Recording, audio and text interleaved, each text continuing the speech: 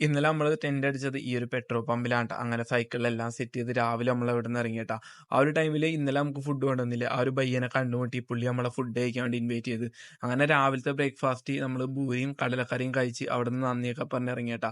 അങ്ങനെ വന്നേക്ക് നമ്മളൊരു കാഴ്ച കണ്ട്. ഈ കാണുന്നത് കാർഗിൽ വാറിലുണ്ടാകുന്ന സോൾജേഴ്സിന്റെ ഒക്കെ ഒരു സ്റ്റാച്ചു കണ്ടാ.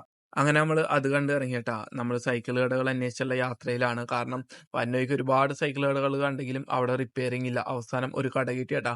അവിടെ റിപ്പയറിംഗ് ഇല്ല. പക്ഷെ പുള്ളി എവിടുന്നോ അറേഞ്ച് ചെയ്ത് തരാന്ന് പറഞ്ഞേട്ടാ. അങ്ങനെ അപ്പുറത്തെ കടക്കാരൻ നമ്മളെ ഫുഡ് കഴിക്കാൻ വേണ്ടി ഇൻവൈറ്റ് ചെയ്ത് നമുക്കൊരു നല്ലൊരു താലിയും കാര്യങ്ങളൊക്കെ മേടിച്ച് തന്നിട്ടാ. ഈ ഒരു പുള്ളിയാണ് ഫുഡ് മേടിച്ച് തന്നത്.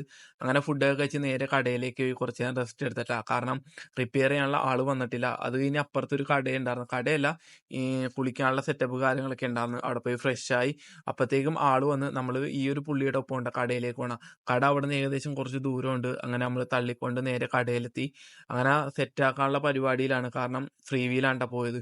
അങ്ങനെ ഫ്രീ വീൽ ഏകദേശം രൂപ 250 കിട്ടി. നമ്മള് ഷിലോങ്ങിൽ ചോദിച്ചത് 700 രൂപക്കാണ്‌ട്ടാ.